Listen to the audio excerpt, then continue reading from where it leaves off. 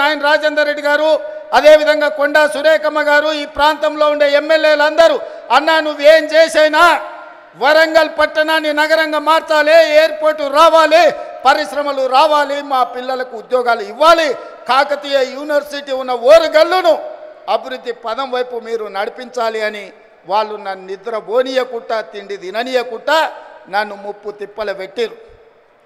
సూచన 2-3 సార్లు అడిగి వదిలేస్తారేమో మర్చిపోతారేమో అని, కానీ వాళ్ళు మర్చిపోలే. నిత్యం గుర్తు చేస్తూనే కలిసినప్పుడల్లా కాగితం తెచ్చి ఇచ్చేటోళ్ళు.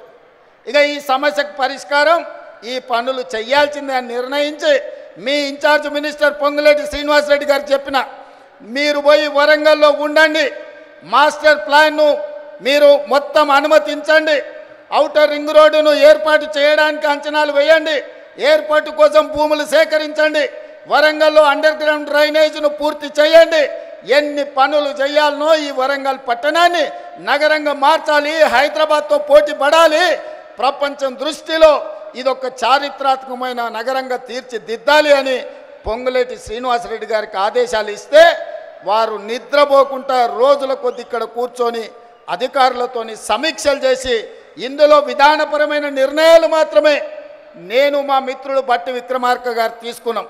కానీ దీని అభివృద్ధి పదం వైపు నడిపించడానికి అవసరమైన సమీక్షలు మీ ఎమ్మెల్యేలు మీ మంత్రుల నేతృత్వంతో ఇన్ఛార్జ్ మినిస్టర్ పొంగులేటి శ్రీనివాసరెడ్డి గారు పూర్తి స్థాయిలో బాధ్యత తీసుకున్నారు. మా వరంగల్ మిత్రులందరినీ కూడా నేను అడుగుతున్నా, మీరు పెద్ద ఎత్తున చప్పట్లు కొట్టి అభినందించండి. ఎందుకంటే మీకోసం ఖమ్మం జిల్లా మీద కూడా దృష్టి పెట్టకుండా వరంగల్ జిల్లా మీద దృష్టి పెట్టి వరంగల్లో పనులు చెయ్యాలి అని కడియం శ్రీహరి గారు కలిసినప్పుడు వారు మాకు ముందు నుంచి చాలా సన్నిహితులు, మీకు తెలుసు. వారి పట్ల నాకున్న గౌరవం కూడా మీకు తెలుసు. వారు నాకు గుర్తు చేసి ఇవన్నీ చేయడం ద్వారా శాశ్వతంగా ప్రజల గుండెల్లో మనం నిలిచిపోతాం.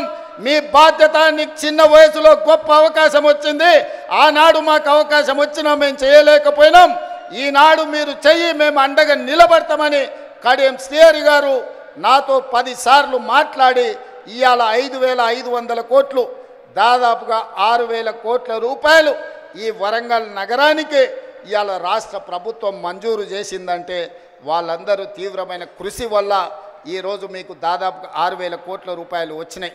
అందుకే మిత్రులారా, ఈ వరంగల్ జిల్లా ప్రజలకు, ఈ ఉత్తర తెలంగాణ ప్రజలకు నేను ఒక్క మాట చెప్పదలుచుకున్నా. ఇది 2 శాసనసభ నియోజకవర్గాలకు సంబంధించిన అభివృద్ధి కాదు, మొత్తం ఉత్తర తెలంగాణకు సంబంధించిన ఆదిలాబాద్ కావచ్చు, ఖమ్మం కావచ్చు, కరీంనగర్ కావచ్చు, లేకపోతే వరంగల్ కావచ్చు, సగం నల్గొండ కావచ్చు, ఈ వరంగల్ ప్రాంతమే అత్యంత దగ్గరి ప్రాంతం. ఈడ జాతీయ స్థాయి ఎయిర్పోర్టు రావడం, జాతీయ స్థాయి పరిశ్రమలు రావడం, ఈ నగరంలో అండర్ గ్రౌండ్ డ్రైనేజ్ రావడం, కాకతీయ యూనివర్సిటీని అభివృద్ధి పదం వైపు నడిపిస్తే సగం తెలంగాణ అభివృద్ధి జరిగినట్టే. ఈ వరంగల్ అభివృద్ధి అనేది సగం తెలంగాణకు అభివృద్ధి చేసినట్టే అని భావించి ఈనాడు మా ప్రభుత్వం ఈ బాధ్యత తీసుకున్నది. ఇది పూర్తి చేసే వరకు నేను నిద్రపోను, మా అధికారులను మా మంత్రులను నిద్రపోనీయనని మీకు నేను మాట ఇస్తున్నా. ఎందుకంటే నేను నిన్న మన మహారాష్ట్ర ఎన్నికల్లో పోయినా, ఎన్నికల్లో ఎక్కడ పోయినా ఎయిర్పోర్ట్లు ఉన్నాయి. నేను ముంబై పూణేనే అనుకున్నా, కానీ సోలాపూర్ పోయినా, నాందేడ్ పోయినా, ఎక్కడికి పోయినా ప్రతి 100-150 కిలోమీటర్లకు బస్సు డిపోలు ఉన్నట్టు మహారాష్ట్రలో